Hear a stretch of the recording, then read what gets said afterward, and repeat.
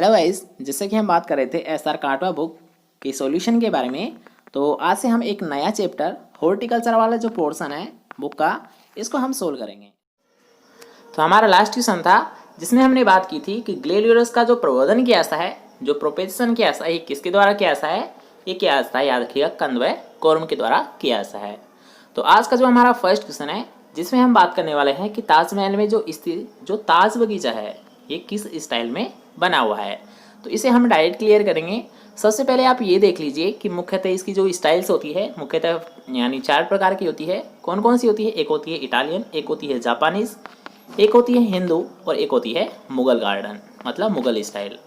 ठीक है, तो इनमें से ये आपको पहचाना है। तो यहाँ पर थोड़े से हम यहाँ पर ज़्यादा क्वेश्चन आज हम सोल्व करेंगे, इसलिए थोड़ा सा आपको फास्टली इनका राइट आंसर देना है। ठीक है, तो मेरे साथ जल्दी से आप बोलेंगे कि इसका राइट आंसर क्या होगा। ठीक है, तो याद रखिएगा जो ताजमहल में स्थित जो ताज बगीचा है ये किस स्टाइल में बना हुआ है? ये स्टाइल में बना हुआ है मुगल स्टाइल में। तो राइट आंसर क्या होगा? याद रखिएगा, फोर्थ ऑप्शन। ठीक है, नेक्स्ट क्वेश्चन की हम बात करेंगे। नेक्स्ट क्वेश्चन आप यहाँ पर देख सकते हो कि फूलों के व्यापार में अग्रणी भारतीय राज्य कौन सा होता है? तो अगर आपसे पूछता है फूलों के व्यापार में, ठीक है, अगर आपसे पूछता है फूलों के व्यापार में तो अग्रणी राज्य कौन सा होता है? ऑप्शंस आप यहाँ पर देख सकते हो, उत्तर प्रदेश, पंजाब, कर्नाटक या फिर झारखंड। तो इसका राइट आंसर क्या होगा? जिसने भी सी ऑप्शन बताया है उसका राइट आंसर है। क्यों? क्योंकि याद रखिए क्या फूलों का जो व्यापार किया सा है ये सबसे ज़्यादा कहाँ पर किया सा है? ये किया सा है कर्नाटक में किया सा है। नेक्स्ट क्वेश्चन में हम जानेंगे जिसमें आपसे पूछा गया है कि किस फसल के उत्पादन में कुल लागत का 50% से ज़्यादा हिस्सा केवल और केवल बीज पर खर्च हो जाता है। मतलब ऐसी कौन सी फसल है जिसमें हम केवल, याद रखिएगा, जितनी भी हमारी जो लागत आती है, मान लीजिए एक फसल को हमने प्रोड्यूस करने में, मतलब उसका प्रोडक्शन लेने में हमने क्या किया? 1000 रुपये लगाए। वैसे तो इतने से कम कोई लगते नहीं है, लेकिन मान के चलिए एस्टिमेटेड कि 1000 रुपये लग रहे हैं। लेकिन इसका जो 500% मतलब 500 जो रुपये है ये क्या है? मात्र और मात्र उसके बीज को हमें प्राप्त करने के लिए ही लग जाते हैं। बाकी सभी खर्चे तो अलग है। केवल 50% हिस्सा तो यहाँ पर केवल और केवल सीड प्रोडक्शन के लिए हम कर देते हैं। तो याद रखिए ये कौन सी फसल होती है? ऐसी कौन सी फसल होती है जिसमें 50% हिस्सा केवल और केवल बीज पर खर्च हो जाता है? तो ये होती है, याद रखिएगा, आलू फसल होती है। ठीक है, नेक्स्ट क्वेश्चन की हम बात करेंगे। नेक्स्ट क्वेश्चन आप यहाँ पर देख सकते हो कि भारत में केले की सर्वाधिक उत्पादकता वाला राज्य कौन सा है? क्वेश्चन में आपसे क्या पूछा है? केले की। ठीक है, तो यहाँ पर आपसे क्या पूछा है? केले की जो सबसे ज़्यादा जो प्रोडक्टिविटी होती है वो कहाँ पर होती है? ऑप्शंस आप यहाँ पर देख सकते हो, पश्चिम बंगाल, तमिलनाडु, केरल या फिर महाराष्ट्र। तो याद रखिएगा इसका राइट आंसर क्या है? B option. क्योंकि याद रखिएगा अगर आपसे पूछता है केले की सर्वाधिक उत्पादकता तो ये कहाँ पर होती है? तमिलनाडु में होती है। इसके साथ साथ आप एक और पॉइंट यहाँ पर नोट कर सकते हो कि अगर आपसे कोई पूछ लेता है कि भारत में सबसे ज़्यादा किस फल का उत्पादन है, किस फल का उत्पादन है, ठीक है, यहाँ पर एक बात आप नोट कर लीजिएगा कि अगर आपसे पूछता है कि भारत में सबसे ज़्यादा कौन से फल का उत्पादन है, तब तो आपको क्या बताना है? केले का होता है। भारत में सबसे ज़्यादा किस फल का उत्पादन लिया है तो आप क्या बताओगे? केला। और अगर आपसे ये क्वेश्चन कोई पूछ लेता है कि भारत में किस फल का सबसे ज़्यादा क्षेत्रफल पर लिया सा है या फिर क्षेत्रफल है, तब आप क्या बताओगे? याद रखिएगा आम का होता है। ठीक है, दोनों को याद रखिएगा। अगर आपसे कोई पूछता है कि भारत में सबसे ज़्यादा किस फल को उत्पादन लिया सा है तो आपको क्या बताना है? केला का लिया सा है। मतलब उत्पादन सबसे ज़्यादा किसका होता है? केला का होता है। और अगर आपसे कोई पूछ लेता है कि भारत में सबसे ज़्यादा क्षेत्रफल पर, सबसे ज़्यादा क्षेत्रफल पर किस फल को लिया सा है, क्षेत्रफल पर किस फल को लिया सा है, तो आप क्या बताओगे? आम को लिया सा है। ठीक है, दोनों पॉइंट याद रहेंगे। नेक्स्ट क्वेश्चन की हम बात करेंगे। नेक्स्ट क्वेश्चन आप यहाँ पर देख सकते हो कि निम्न में से कौन सी प्रक्रिया फल व सब्जियों के परिरक्षण की स्थायी विधि है? क्या पूछा गया है कि यहाँ पर जो भी आपको मेथड दे रखे हैं इनमें से स्थायी विधि कौन सी है? पास्चुराइजेशन, ब्लांचिंग, कैनिंग और बोटलिंग या फिर नमी को बाहर निकालना। तो अगर आपसे पूछता है, याद रखिएगा, जो फल व सब्जियों को जो परिरक्षण करने की स्थायी विधि तो वो कौन सी होती है? याद रखिएगा नमी को बाहर निकालना। कौन सी होती है? नमी को बाहर निकालना होती है। ठीक है, राइट आंसर क्या होगा? Fourth option. नेक्स्ट क्वेश्चन में हम जानेंगे कि किसके छिड़काव से अनानास या पाइनएप्पल में एक समान पुष्पन को बढ़ावा दिया जा सकता है? क्या पूछा गया है? याद रखिए एक समान पुष्पन। क्योंकि याद रखिए कुछ ऐसे फल फ्रूट्स होते हैं जिनमें क्या होता है, ये समस्या होती है, जिनमें क्या समस्या होती है कि उनके नर जो पुष्प होते हैं ये अलग ही टाइम पर पक रहे हैं और जो मादा पुष्प है ये अलग ही समय पक रहे हैं। तो इन दोनों को मेंटेन करने के लिए, या आप ऐसे बता सकते हो कि नर पुष्प या फिर मादा पुष्प को एक साथ पकने के लिए समय, यानी इनका संयम रहे, उसको पकने के लिए हम क्या करते हैं, याद रखिएगा, इनमें कुछ हार्मोन्स का हम प्रयोग करते हैं। ठीक है, अब यहाँ पर यही क्वेश्चन आपसे पूछा गया है कि जो पाइनएप्पल में अगर आप मानते हो कि इसमें नर और मादा पुष्प दोनों एक समय आए तो आप क्या करोगे, आप किस हार्मोन का छिड़काव करोगे। ऑप्शंस आप यहाँ पर देख सकते हो कि 100 ppm मैलिक हाइड्रोक्साइड का, 50% या फिर 50 ppm जिब्रेलिक अम्ल का, 25 ppm इथेफॉन प्लस 2% यूरिया का, या फिर 50 ppm पेक्लामिट्राजोल का। आप किसका प्रयोग करोगे समान पुष्पन के लिए, आप किसका प्रयोग करोगे, मैलिक हाइड्रोक्साइड का, जिब्रेलिक अम्ल का, इथेफॉन प्लस यूरिया का, या फिर पेक्लोविट्राजोल का। तो याद रखिएगा जो इसमें प्रयोग किया सा है ये किसका किया सा है, इथेफॉन प्लस 2% यूरिया का किया सा है। किसका प्रयोग किया सा है, 25 ppm plus 2% urea. Next question की हम बात करेंगे। नेक्स्ट क्वेश्चन आप यहाँ पर देख सकते हो कि रोपा अनमस्सिल वेराइटी किसकी होती है। ऑप्शंस आप यहाँ पर देख सकते हो। राइट आंसर आपको जल्दी से कमेंट सेक्शन में बताना है कि लीची की, अखरोट की, अनार की, या फिर अमरूद की।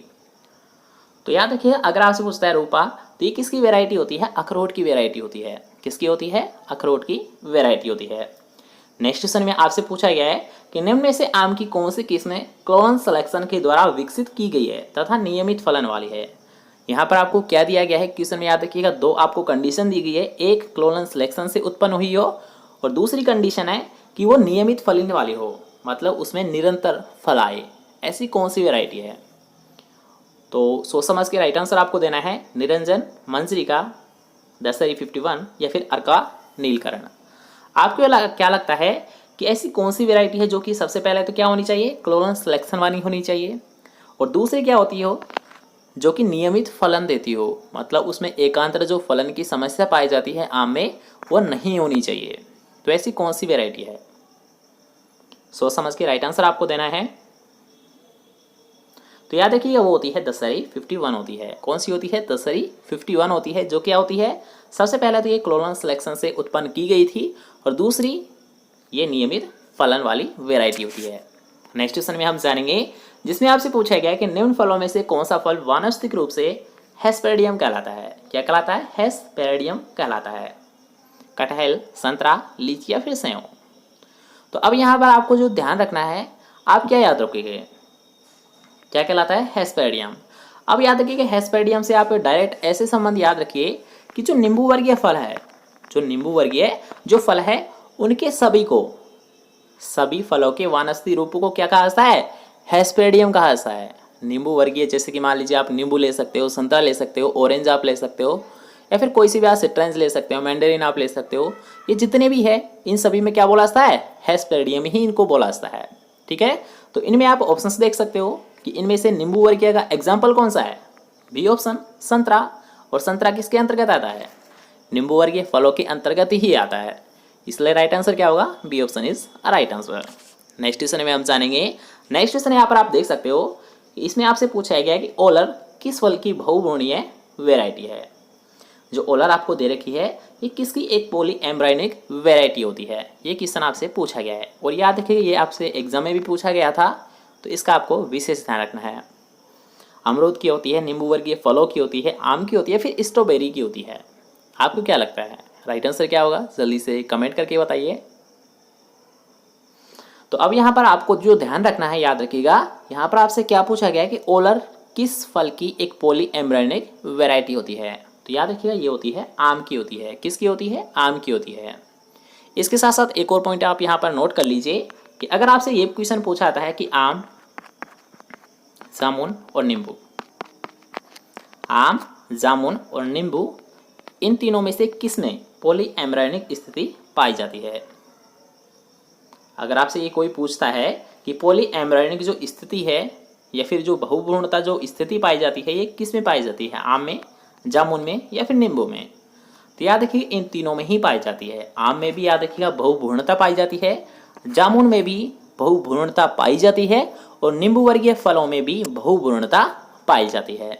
ठीक है, तीनों को याद रखिएगा, तीनों ही आपसे एग्जाम में पूछे गए क्वेश्चन है। क्या आपको याद रखना है कि बहुभ्रूणता किस किस में पाई जाती है, आम में, नींबू में और जामुन में। ठीक है, तीनों को याद रखोगे। नेक्स्ट क्वेश्चन की ओर बढ़ते हैं। नेक्स्ट क्वेश्चन आप यहाँ पर देख सकते हो, जिसमें आपसे पूछा गया है कि निम्न में से एक तना सब्जी कौन सी है, स्टेम वेजिटेबल कौन सी है। तो इसका सोच समझ के आपको राइट आंसर देना होगा कि गाजर होता है, शकरकंद होता है, नोल खोल होता है, फिर मूली होता है। आपको क्या बताना है कि इनमें से कौन सी एक स्टेम वेजिटेबल है। सोच समझ के राइट आंसर दीजिए। तो याद रखिएगा इसका जो राइट आंसर ये सी ऑप्शन है।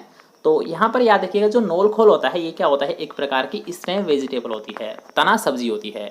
अब ये होता क्या है, तो याद रखिएगा जो नोल खोल है ये, जैसे कि आपने पत्ता गोभी पढ़ा होगा, फूल गोभी आपने पढ़ा होगा, ये सभी क्या होती है, कोल क्रॉप्स होती है। क्या होती है ये, कोल क्रॉप्स होती है। और इन कोल क्रॉप्स के अंतर्गत ही याद रखिएगा नोल खोल को भी रखा जाता है। आपने पढ़ा होगा पत्ता गोभी हुआ, फूल गोभी हुआ, ब्रोकली हुआ, जंगली गोभी हुआ, या फिर आपने ये भी पढ़ा होगा नोल खोल। ठीक है, उसी यानी गोभी वर्गीय है जो फल होते हैं उनके अंतर्गत ही नोल खोल को भी रखा जाता है। और नोल खोल क्या होता है, एक प्रकार का स्टेम वेजिटेबल होता है। ठीक है, नेक्स्ट क्वेश्चन की हम बात करेंगे। नेक्स्ट क्वेश्चन आप यहाँ पर देख सकते हो, जो कि काफ़ी वेरी वेरी इंपॉर्टेंट क्वेश्चन है कि खाने योग्य केले के फल का बीज रहित होने का कारण क्या है। आपने देखा होगा कि केले में कोई बीज नहीं पाए जाते हैं, मतलब केला क्या होता है, बीज रहित होता है। लेकिन क्यों, इसका रीज़न क्या है। ऑप्शंस आपके सामने है, जल्दी से राइट आंसर पहचानिए। कि एम्ब्रायो एबोर्शन के कारण, ओव्यूल का अनुपस्थित होने के कारण, कारिक पार्थेनोकार्पी के कारण, या फिर फोर्थ ऑप्शन आपके लिए सभी। आप क्या पहचानते हो, मतलब जो आप केला खाते हो जो कि बीज रहित होता है, लेकिन इसका कारण क्या होता है। ऑप्शंस आपके सामने दे रखे हैं, इनमें से आपको राइट आंसर पहचाना है।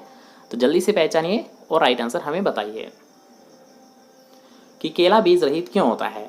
एम्ब्रायो एबोर्शन के कारण, एव्यूल का अनुपस्थित होने के कारण, कारिक पार्थेनोकार्पी के कारण, या फिर उपयुक्त सभी।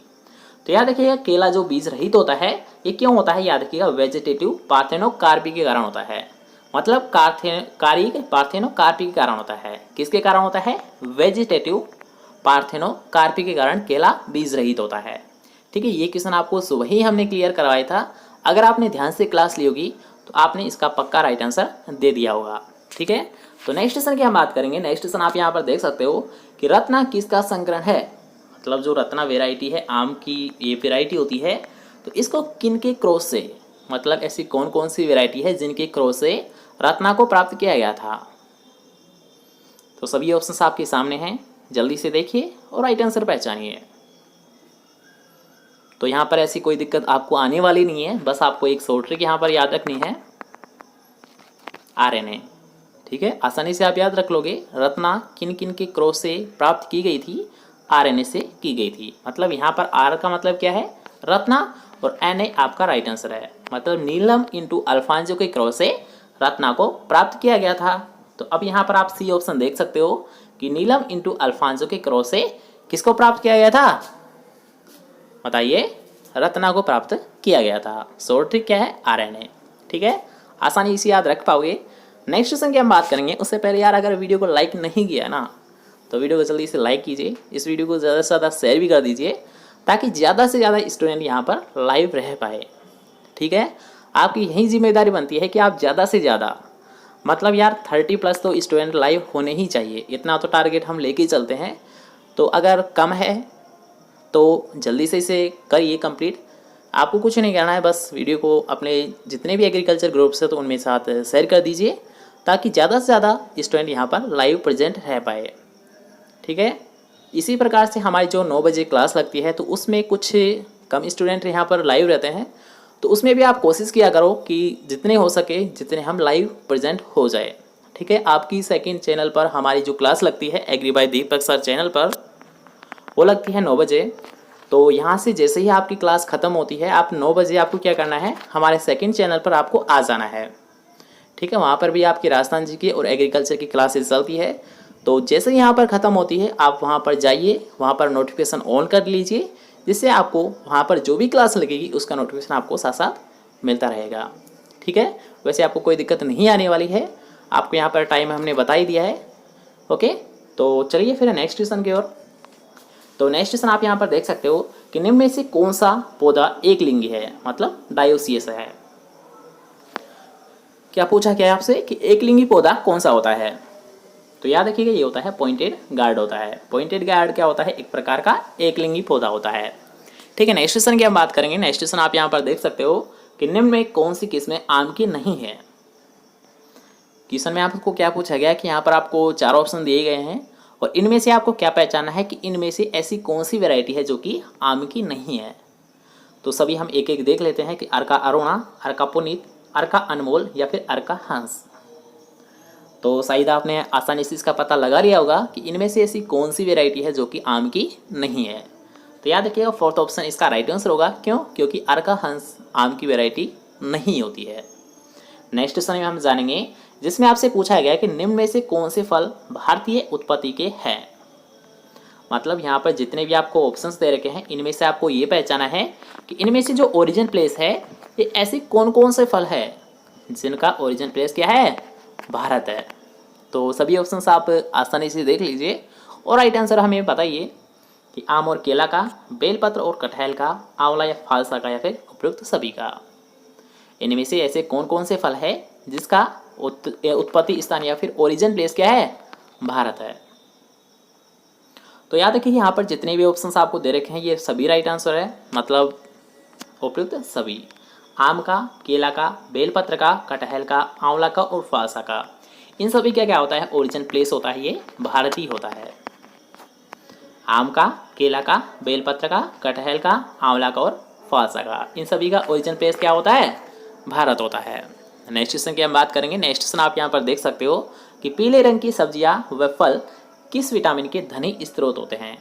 तो यार एक कॉमन क्वेश्चन है और ये भी क्वेश्चन आपको एग्जाम में देखने को मिल जाता है, तो आसानी से इसका आप राइट आंसर दे दोगे। तो इसका राइट आंसर क्या होगा, जैसे कि मान लीजिए यहाँ पर आपसे क्वेश्चन क्या पूछा गया है कि जो पीले रंग के फल और सब्जी होते हैं, जैसे कि मान लीजिए पपीता हुआ, आम हुआ, तो ये किसके धनी होते हैं, इनमें कौन सा विटामिन सबसे ज़्यादा पाया जाता है, विटामिन ए, ई, सी या फिर बी। आपको क्या लगता है, ई पाया जाता है, सी पाया जाता है, ए पाया जाता है, फिर बी पाया जाता है। पीले फलों में कौन सा विटामिन पाया जाता है। तो आई थिंक आप सभी ने राइट आंसर दिया है, तो इसका राइट आंसर रहेगा, याद रखिएगा, विटामिन ए कंटेंट सर्वाधिक पाया जाता है।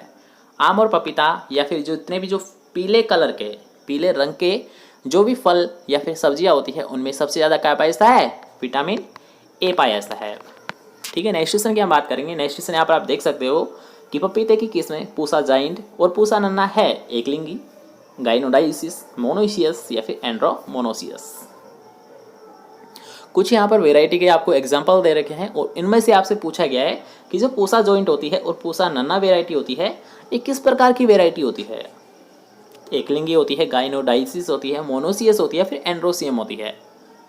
ठीक है, तो यहाँ पर आपको क्या पहचाना है कि ये किस प्रकार की होती है। तो याद रखिएगा पूसा जॉइंट या फिर आप मान लो पूसा नन्ना, तो दोनों ही क्या होती है, याद रखिएगा एकलिंगी होती है। किस प्रकार की होती है वेराइटी, ये एकलिंगी होती है। नेक्स्ट क्वेश्चन में हम जानेंगे जिसमें आपसे क्या पूछा गया है। क्वेश्चन थोड़ा सा ध्यान से समझिएगा कि निम्नलिखित फलों में से कौन सा फल जैम बनाने के लिए उपयुक्त नहीं है। ठीक है, क्या पूछा गया कि जैम बनाने के लिए उपयुक्त फल यहाँ पर कौन सा नहीं है। तो ऑप्शंस आप यहाँ पर पहले देख लीजिए कि आम, केला, आंवला या फिर नींबू। तो राइट आंसर क्या है, जल्दी से कमेंट सेक्शन में बताइए कि इनमें से ऐसा कौन सा फल है जिसका जैम हम नहीं बना सकते। आपने बहुत बार ये तो क्वेश्चन समझ लिया कि जैम जो सबसे अच्छा है ये किसका बनता है, सेब का बनता है। लेकिन अब यहाँ पर आपको जो क्वेश्चन पूछा गया है ये क्या पूछा गया है कि इनमें से ऐसा कौन सा फल है जिसका जैम नहीं बनाया जा सकता। तो इसका राइट आंसर क्या हुआ, जिसने भी डी ऑप्शन दिया है उसका राइट आंसर है नींबू का यहाँ पर कोई भी जैम नहीं बना सकता। ठीक है, नींबू का जैम नहीं बनाया जा सकता। ठीक है, नेक्स्ट क्वेश्चन की हम बात करेंगे। नेक्स्ट क्वेश्चन आप देख सकते हो कि बेर में जो प्रूनिंग का उचित समय है। ठीक है, बेर में प्रूनिंग का जो उचित समय है तो ये कौन सा माना जाता है, वर्षा ऋतु, शरद ऋतु, बसंत ऋतु या फिर गर्मी की ऋतु। आपने ये क्वेश्चन बस थोड़ा सा यहाँ पर चेंज किया गया है इस क्वेश्चन को। वैसे आपने पढ़ा होगा, जैसे कि मान लीजिए अप्रैल और मई। ठीक है, ये तो आपने पढ़ लिया, आसान क्वेश्चन है क्योंकि हमने कई बार आपको ये क्लियर भी कराया है कि जो बेर में जो प्रूनिंग मतलब काट छाट की जाती है तो उसका उपयुक्त समय क्या होता है, याद रखिएगा, अप्रैल से मई का समय होता है। लेकिन क्या आपको पता है कि जो अप्रैल और मई का जो मंथ होता है इसे किस ऋतु के अंतर्गत रखा ऐसा है, बस यही तो आपको पहचानना है यहाँ पर। क्योंकि महीने आपको यहाँ पर बता दिए हैं हमने कि अप्रैल से मई के मध्य है, लेकिन ये किस ऋतु के अंतर्गत आता है ये आपको पहचाना है। तो ऑप्शंस आपके सामने दे रखे हैं कि वर्षा ऋतु के अंतर्गत, शरद ऋतु के अंतर्गत, बसंत ऋतु के अंतर्गत या फिर गर्मी की ऋतु के अंतर्गत। तो जल्दी से पहचानिए और राइट आंसर दीजिए। तो याद रखिएगा अप्रैल और मई को बसंत ऋतु के अंतर्गत रखा जाता है। तो राइट आंसर क्या होगा? C option. ठीक है, तो नेक्स्ट क्वेश्चन की हम बात करेंगे। नेक्स्ट क्वेश्चन आप यहाँ पर देख सकते हो कि निम्न में कौन सा फल लोहे का प्रचुरतम स्रोत होता है? आम, खजूर, सेब या फिर करौंदा। क्या पूछा गया है कि इनमें से, मतलब यहाँ पर जितने भी ऑप्शंस आपको दे रखे हैं इनमें से आम का, आयरन का, जिसके मुख्यतः 2 या 3 नाम होते हैं। एक इसका सिंबल क्या होता है? Fe होता है, मतलब इसे फेरस भी बोला जाता है। ठीक है, जो लोहा होता है इसे सिंबल क्या होता है? इसका प्रतीक क्या होता है? Fe होता है। और Fe को याद रखिएगा क्या बोला जाता है? फेरस बोला जाता है। ठीक है, और फेरस, तो अब यहाँ पर आपको ध्यान क्या रखना है कि जो फेरस होता है, या फिर आप ऐसे मान सकते हो जो आयरन होता है, ये सबसे ज़्यादा किस में पाया जाता है? और ये क्वेश्चन आपको याद रखिएगा लगभग कई बार पूछा गया है, इसलिए एक इसे आप वेरी इंपॉर्टेंट क्वेश्चन मान सकते हो। तो अब यहाँ पर आपसे पूछा गया है कि लोहे का, मतलब लोहा सबसे ज़्यादा किस में पाया जाता है? करौंदा में पाया जाता है। किस में पाया जाता है? करौंदा में पाया जाता है। नेक्स्ट क्वेश्चन की हम बात करेंगे। नेक्स्ट क्वेश्चन आप यहाँ पर देख सकते हो कि केला का पौधा क्या है? केला का जो पौधा होता है, जो कि क्या होता है? एक प्रकार से बीज रहित पौधा होता है। आप क्या मान सकते हो? केला क्या होता है? एक प्रकार का बीज रहित पौधा होता है, और जिसका कारण भी हमने अभी जाना था कि बीज रहित क्यों होता है? वेजिटेटिव पार्थेनोकार्पी के कारण होता है। ठीक है, लेकिन यहाँ पर थोड़ा सा क्वेश्चन में चेंज किया गया है कि केला का पौधा क्या होता है? डिप्लॉइड होता है, ट्राइप्लॉइड होता है, टेट्राप्लॉइड होता है, फिर इनमें से कोई नहीं। बस यही आपको पहचाना है। तो जल्दी से राइट आंसर बताइए कि केला किस प्रकार का पौधा होता है? डिप्लॉइड, ट्राइप्लॉइड, टेट्राप्लॉइड, इनमें से कोई नहीं। तो अब यहाँ पर याद रखिएगा, अगर आपको ये वर्ड देखने को मिल जाता है, चाहे आपको कोई सा भी फल पूछा जाता है जिसमें आपको ये देखने को मिल रहा है कि जैसे कि मान लीजिए एग्जाम्पल के तौर पे आप समझ लीजिए कि मान लीजिए कोई कुकुरबिट्स फसल है, जैसे कि खरबूजा आप ले सकते हो। खरबूजा आपको दे रखा है, ठीक है, तो आपसे क्वेश्चन पूछा गया है खरबूजा एक बीज रहित पौधा है, तो ये किस प्रकार का पौधा है? वही ऑप्शंस आपको यहाँ पर दे रखे हैं। तो अब यहाँ पर आपको जो सिमिलर जो बात याद रखनी है वो क्या याद रखनी है? बीज रहित पौधा। तो बीज रहित जो पौधा होता है वो मुख्यतः याद रखिएगा ट्राइप्लॉइड होता है। क्या होता है? याद रखिएगा कि जो बीज रहित पौधा होता है, जैसे कि मान लीजिए केला हो या फिर खरबूज, ये क्या होते हैं? याद रखिएगा ट्राइप्लॉइड पौधे के एग्जाम्पल्स होते हैं। ठीक है, इस बात को याद रखिएगा, आपके बहुत काम आने वाली है। नेक्स्ट क्वेश्चन में हम जानेंगे, जिसमें आप यहाँ पर देख सकते हो कि आम की पॉली एम्ब्रायोनिक वेराइटी कौन सी होती है। पहले हमने इस क्वेश्चन को दोबारा से सोल्व किया था, जैसे कि मान लीजिए ओरल के नाम से इसे हमने सोल्व किया था कि ओलर क्या होती है? आम की वेराइटी होती है। किस प्रकार की होती है? बहुवर्णीय वेराइटी होती है। लेकिन यहाँ पर आपसे क्वेश्चन ही थोड़ा सा चेंज किया गया है कि आम की पॉली एम्ब्रायोनिक वेराइटी कौन कौन सी होती है। ओलर तो हमने जान लिया कि ये होती है, लेकिन 2 ऑप्शंस यहाँ पर आपको और भी तो दे रखे हैं, इन्हीं को तो आपको पहचानना है कि ये भी होती है या फिर नहीं होती है। कि ओलर होती है, चंद्रकरण होता है, सेलम होती है, फिर उपयुक्त सभी होती है। आपको यहाँ पर क्या पहचानना है कि इनमें से यहाँ पर जो भी एग्जाम्पल्स आपको दे रखे हैं इनमें से कौन कौन सी बहुवर्णीय किस्म होती है। तो अब यहाँ पर याद रखिएगा कि अगर आपसे पूछता है आम की बहुवर्णीय वैरायटी, तो ये कौन सी होती है? चंद्रकिरण, ओलर और सेलम, ये सभी होती है। तो राइट आंसर क्या होगा? D option. ठीक है, ये सभी क्या होती है? बहुवर्णीय वैरायटी होती है।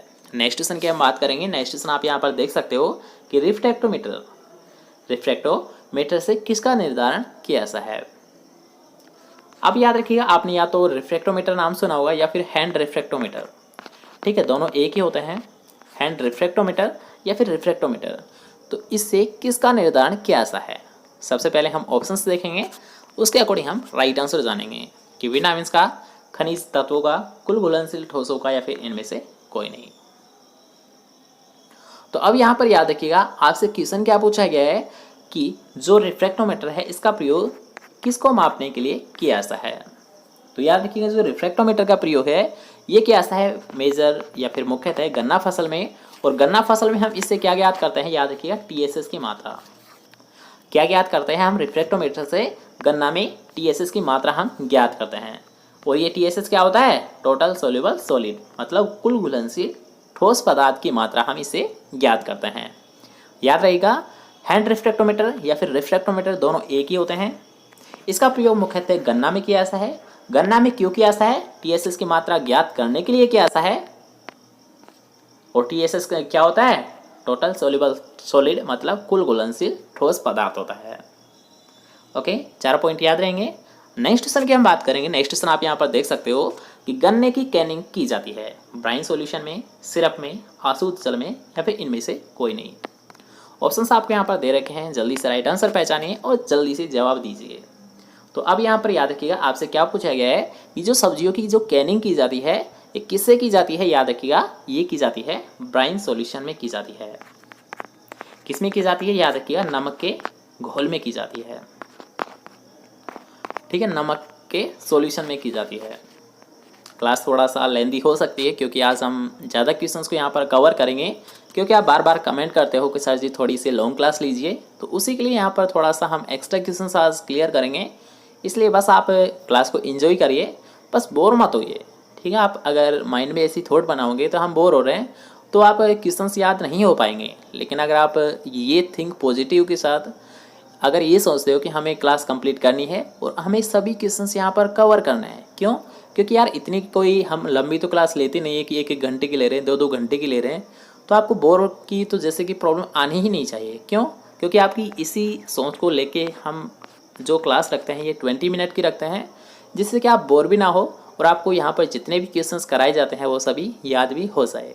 तो बस यार पॉजिटिव थॉट रखिए, थिंक को थोड़ा सा पॉजिटिव रखिए। क्यों? क्योंकि यहाँ पर आपके लिए ही सब कुछ कराया जाता है, आपके भले के लिए ही यहाँ पर हम पढ़ा रहे हैं, आपको याद हो जाए, इसलिए हम लाइव टेस्ट सीरीज़ यहाँ पर रखते हैं हर बार, और यहाँ पर ज़्यादा से ज़्यादा क्वेश्चंस को कवर कराने की कोशिश करते हैं। ठीक है, तो थोड़ा सा हम आपको दे रहे हैं कुछ हिंट्स, कुछ आप अपने माइंड से लगाइए, और अगर आपको कुछ भी यहाँ पर प्रॉब्लम आती है तो वही बात मैं बोलूँगा, आप डायरेक्ट कमेंट करके हमें बताइए। ठीक है, लाइव चैट में अगर आपको कोई परेशान कर रहा है, कोई आपको दिक्कत आ रही है, किसी भी प्रकार कोई प्रॉब्लम आ रही है, तब डायरेक्ट कमेंट हमें कर सकते हो। नेक्स्ट क्वेश्चन में हम जानेंगे। नेक्स्ट क्वेश्चन आपसे यहाँ पर पूछा गया है कि कैनिंग से पहले फलों की ब्लांचिंग कितने तापमान पर की जाती है? तो अब यहाँ पर जो याद रखिएगा, जो ब्लांचिंग क्रिया की जाती है ये की जाती है 80 डिग्री सेंटीग्रेड तापमान पर। याद रखिएगा, कैनिंग से पहले जो हम ब्लांचिंग करते हैं फल या सब्जियों की, उसका जो टेम्परेचर रखा जाता है ये कितना रखा जाता है? ये रखा जाता है 80 डिग्री सेंटीग्रेड तापमान। नेक्स्ट क्वेश्चन में हम जानेंगे, जिसमें आपसे पूछा गया है कि CFTRI central food technology research institute, क्या पूछा गया है कि केंद्रीय खाद्य तकनीकी अनुसंधान संस्थान कहाँ पर स्थित है? नई दिल्ली में, बेंगलुरु में, हैदराबाद में या फिर मैसूर में? तो याद रखिएगा, CFTRI मतलब central food technical research institute, technology research institute कहाँ पर स्थित है? मैसूर, कर्नाटक में स्थित है। कहाँ पर स्थित है? याद रखिएगा, CFTRI central food technical research institute ये स्थित है मैसूर, कर्नाटक में। यहाँ पर टी का मतलब है टेक्नोलॉजी। नेक्स्ट क्वेश्चन की हम बात करेंगे। नेक्स्ट क्वेश्चन आप यहाँ पर देख सकते हो कि निम्न में से आम की कौन सी किस्में नियमित फलित वाली है, मतलब जो निरंतर या फिर साल दर साल क्या देती है? फल देती है, वो कौन सी वेराइटी है? तो इसे भी हम डायरेक्ट क्लियर करेंगे क्योंकि ज़्यादा लंबी हमारी क्लास होगी, इसलिए हम थोड़ा सा शॉर्ट में यहाँ पर क्लियर करेंगे इनको। तो यहाँ पर जो नियमित फलन वाली है, ठीक है, तो वो होती है अल्फांसो। नेक्स्ट क्वेश्चन की हम बात करेंगे, जो क्वेश्चन हम पहले भी सोल्व कर रखे हैं कि उत्तरी भारत में अंगूर की काट-छांट या प्रूनिंग किस माह में की जाती है? किसके बारे में पूछा गया? याद रखिएगा, अंगूर की काट-छांट का जो उपयुक्त समय होता है ये कौन सा महीना होता है? क्योंकि हमने बार बार ये तो जान लिया कि जो यहाँ पर बेर में हम काट-छांट करते हैं, जो प्रूनिंग हम करते हैं, इसके लिए सबसे उपयुक्त समय कौन सा होता है? बसंत ऋतु या फिर अप्रैल से मई का मध्य का समय। लेकिन हमने ये नहीं जाना कि अंगूर की काट-छांट का उपयुक्त समय क्या होता है। तो अगर आपसे क्वेश्चन पूछा जाता है बेर का, तो आपको क्या बताना है? अप्रैल से मई के मध्य। अगर आपसे पूछता है अंगूर का, तो अंगूर का काट-छांट का जो उपयुक्त समय होता है ये क्या होता है? अंगूर ये होता है, याद रखिएगा, जनवरी से फरवरी के मध्य। वैसे याद रखिएगा, फरवरी भी आपको नहीं लिखनी है, मात्र और मात्र आपको लिखना है जनवरी। कब की जाती है? याद रखिएगा, अंगूर में काट-छांट या फिर प्रूनिंग ये की जाती है जनवरी मंथ में की जाती है। नेक्स्ट क्वेश्चन में हम जानेंगे। नेक्स्ट क्वेश्चन आपसे पूछा गया है कि निम्नलिखित किस्मों में से पपीते की कौन सी किस्म गाइनोडाइसियस वैरायटी है। क्या पूछा गया है कि यहाँ पर जो भी ऑप्शंस आपको दे रखे हैं इनमें से पपीते की गाइनोडाइसिस कौन सी वैरायटी है। रांची, पूसा ड्वार्फ, पूसा जॉइंट या फिर पूसा मैजेस्टी।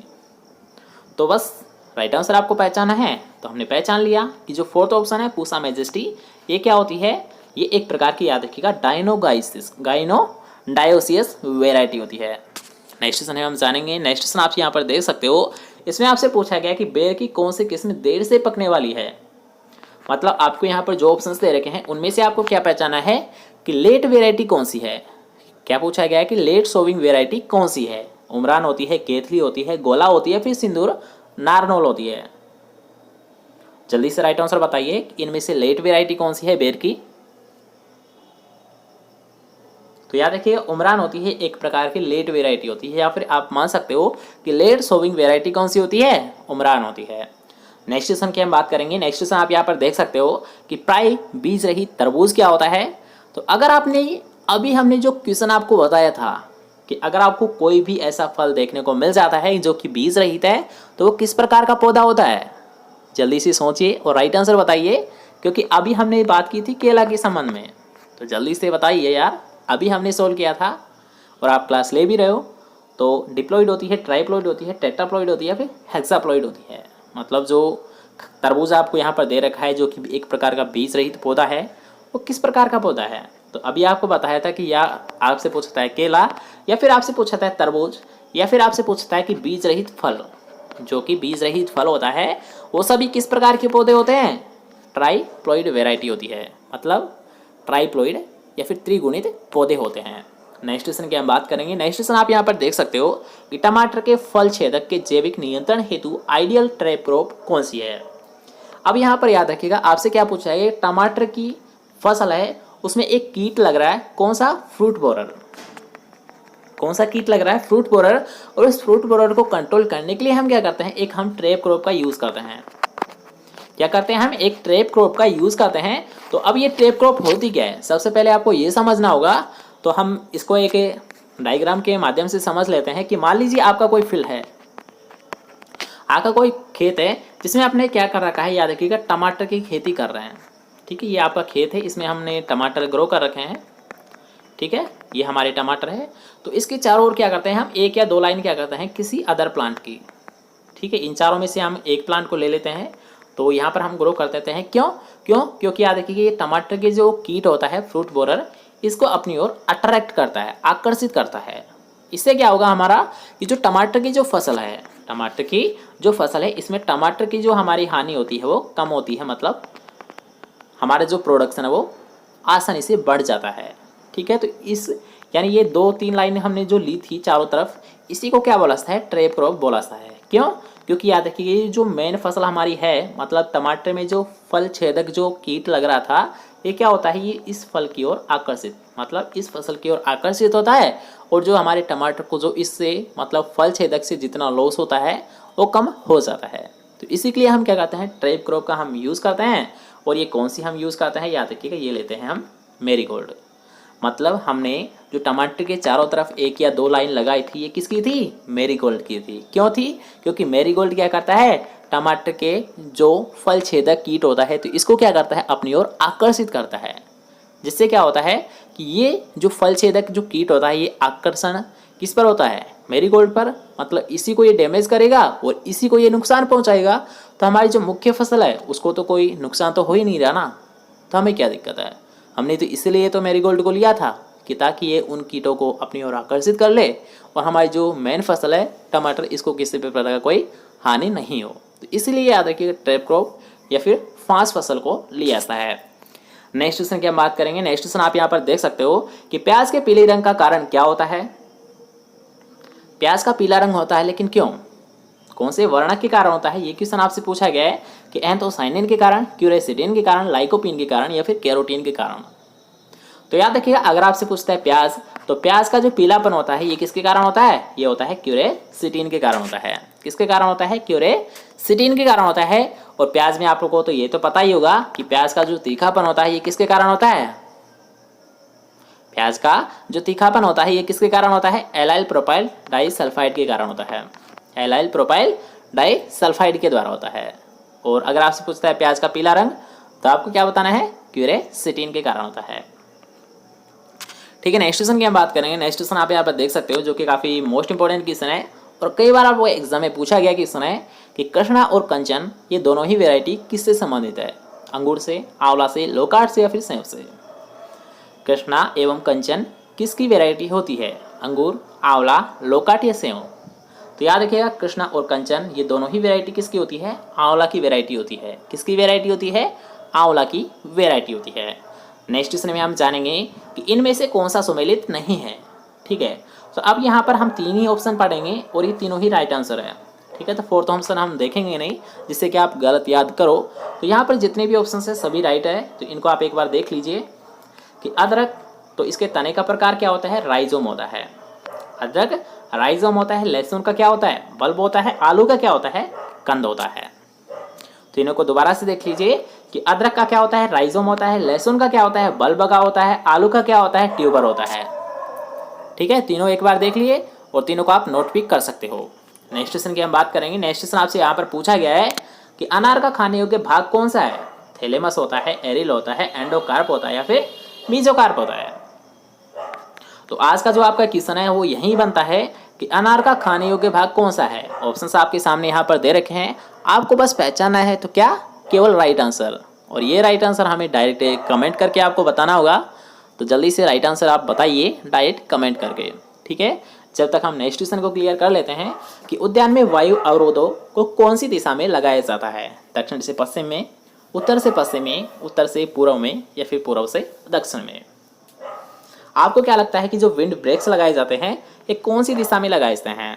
मतलब क्वेश्चन को आप समझिए पहले कि जो हमारा ऑर्चार्ड होता है, ऑर्चार्ड मतलब जो हमारा उद्यान होता है, जो हमारा बगीचा होता है, तो उसमें ऐसे कौन से पौधे या फिर किस दिशा में ऐसे पौधे लगाए जाते हैं जो कि हवा की जो गति होती है उसको कम करने की कार्य करती है। हवा की गति को कम करने का कार्य करती है। और ये हवा के गति को जो कम पौधे करते हैं इन्हीं को बोला जाता है, याद रखिए, विंड ब्रेक्स। ठीक है, तो इसी को आपको बताना है कि ये जो पौधे लगाए हैं कौन सी दिशा में लगाए हैं। तो याद रखिएगा, ये जो पौधे लगाए हैं ये लगाए हैं उत्तर से पश्चिम की साइड।